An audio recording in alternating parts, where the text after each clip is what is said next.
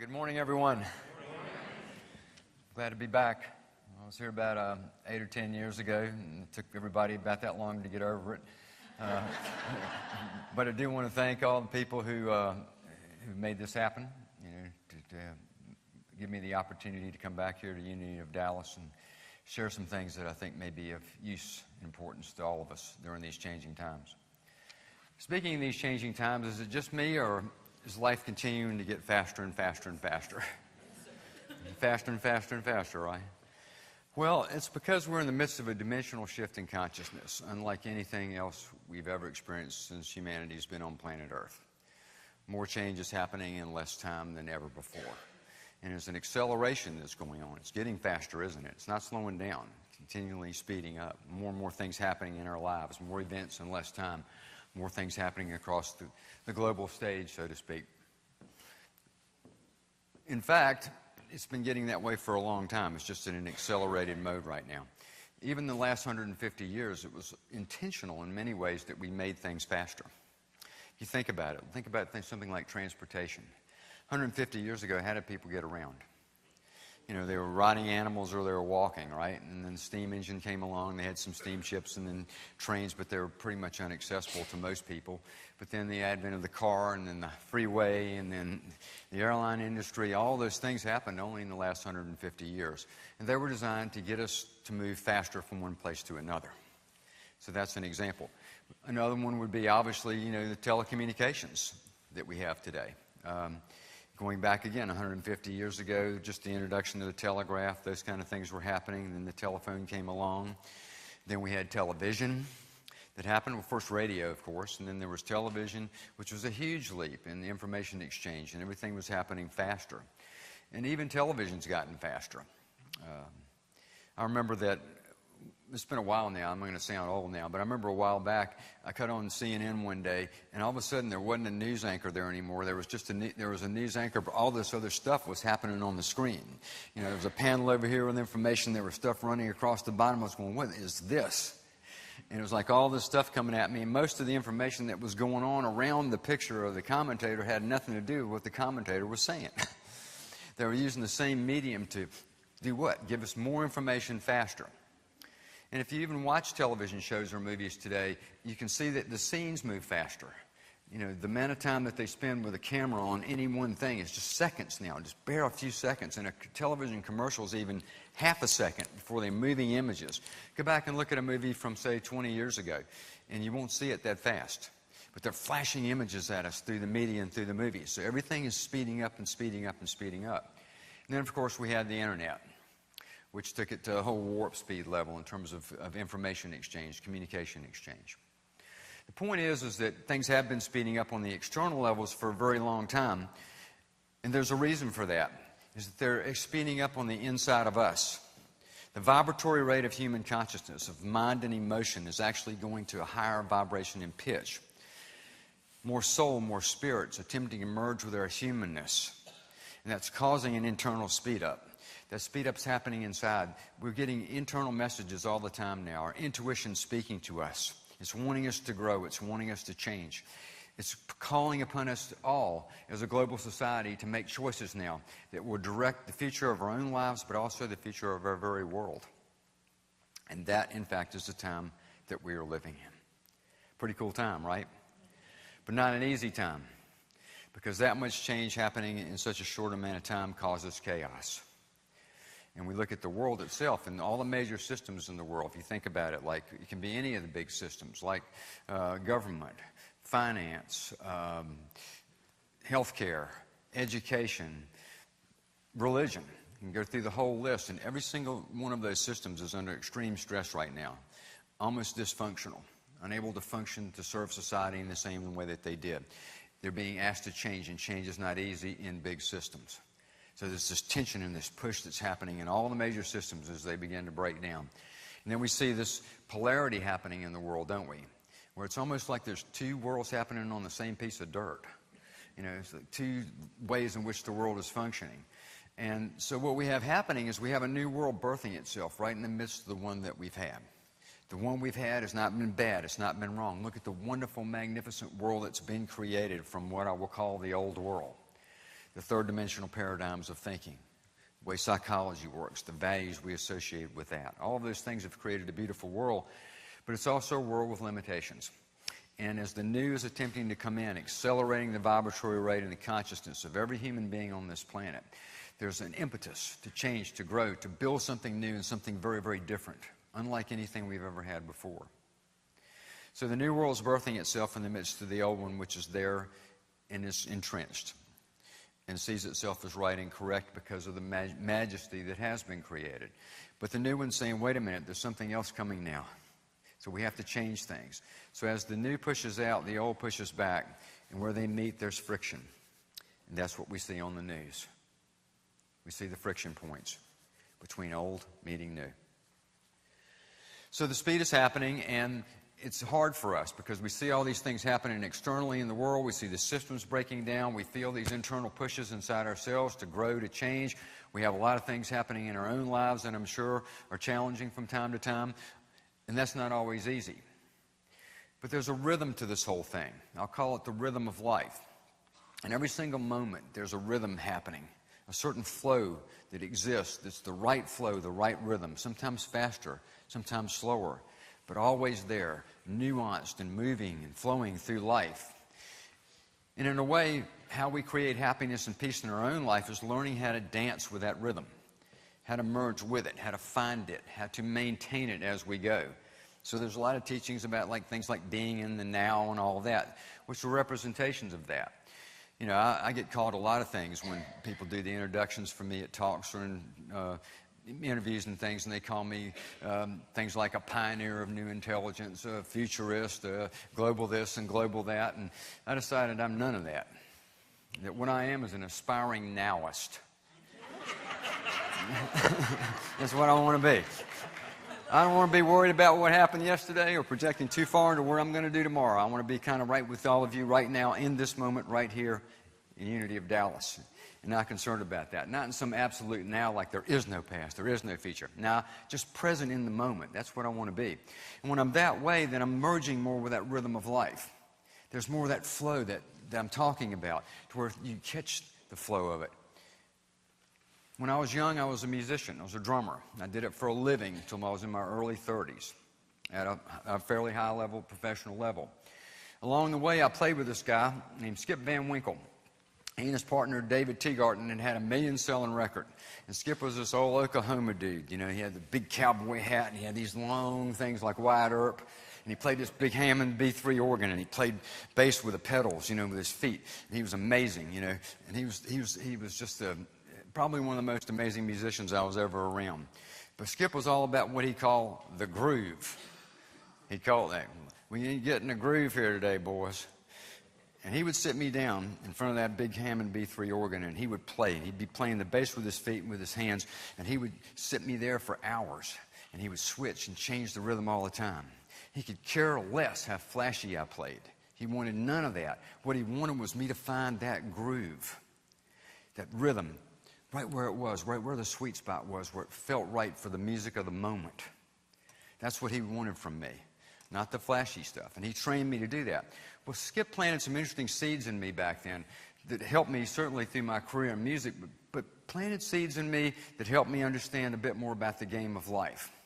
Because you see, what I found was that finding the groove was not as influenced by the external situations as you would think.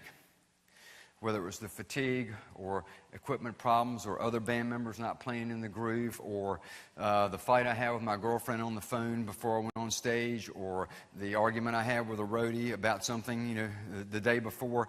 All those things had an impact on the groove, but it was more than that. It was an internal process, something internal inside of me, and that all those things were things I had to manage better to find the groove, but I couldn't blame it on them. And I learned that it was elusive, that there was no absolute groove, that it was never just always there, that it did fluctuate. It did have changes. It did flow. It did have the nuances that I mentioned.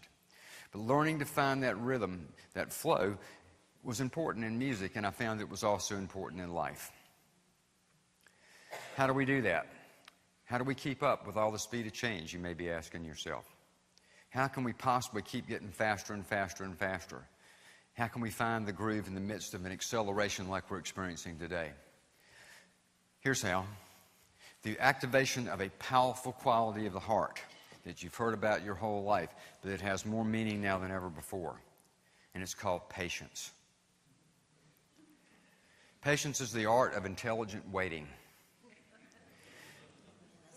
The opposite of patience is impatience.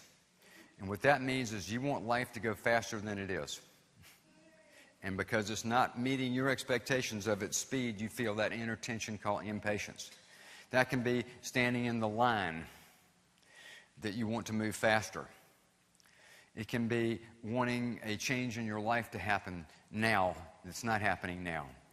It can be something in business where you want a business deal to complete itself and close, and it's not happening as fast as you'd like it to be. There's hundreds and hundreds of things that show up every week in our life where we feel impatience and where we want the speed to be going faster than it actually is. When we find patience inside ourselves, it's a deeper quality associated with the core of our very being, the authentic self. Right in the core of our very heart, we find patience.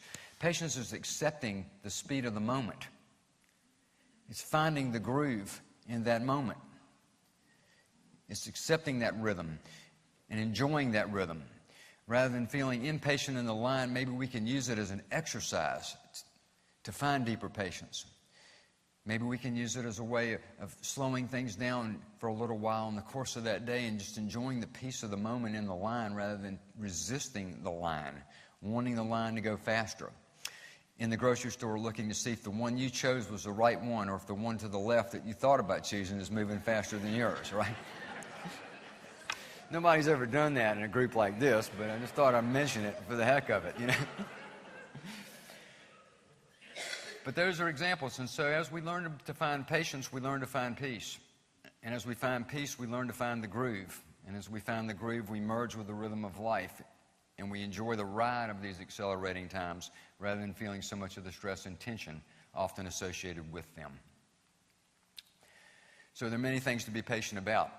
Back in 2012, remember that?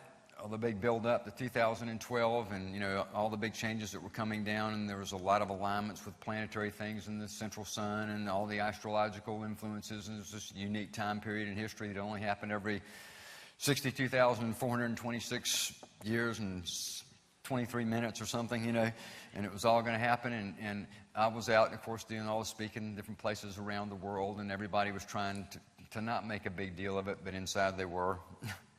They wanted it to change. They wanted it to verify all the hard work they'd done on themselves for all these years. They wanted a new world to birth itself, and they wanted it to happen quick, and they wanted it to happen right around 2012.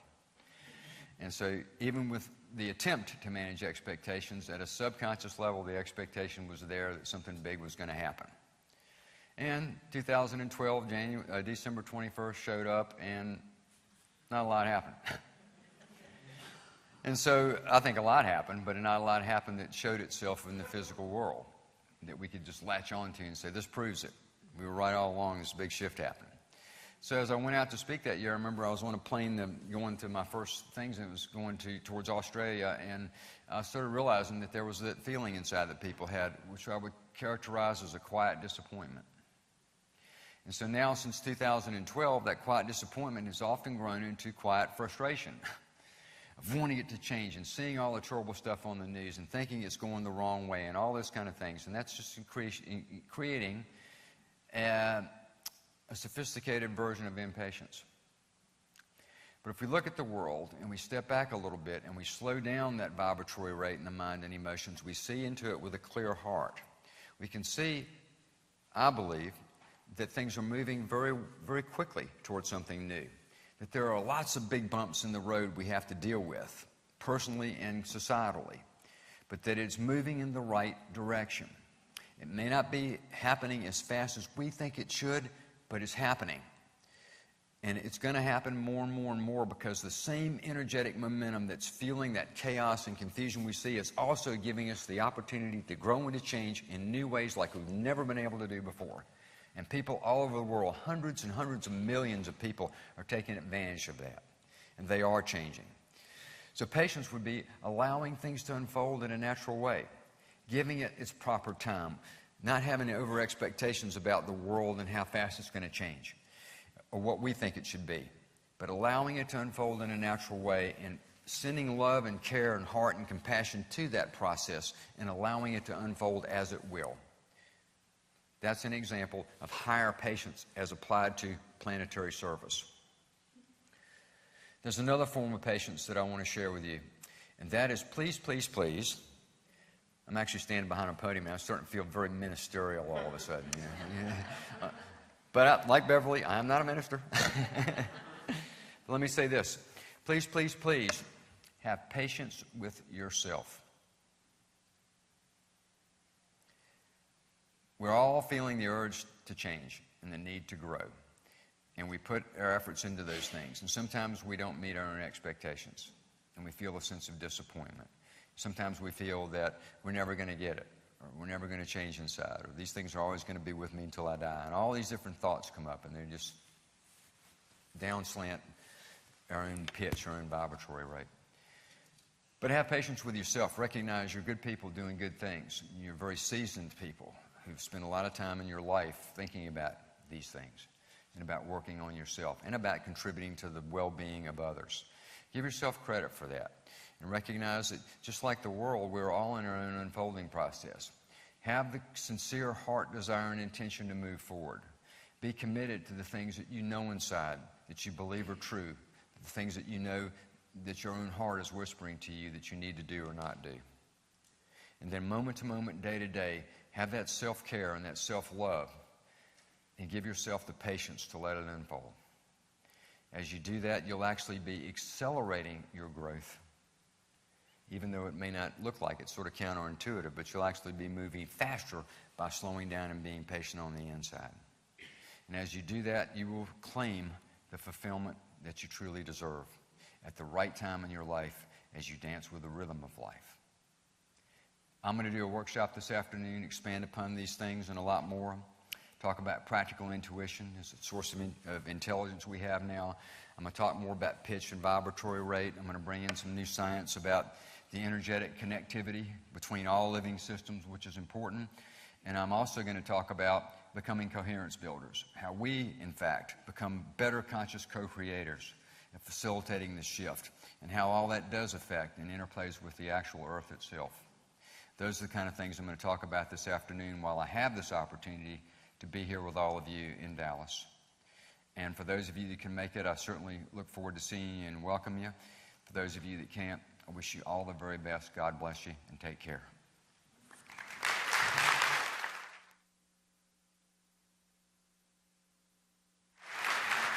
Thank you very much. Thank you all. Thank you.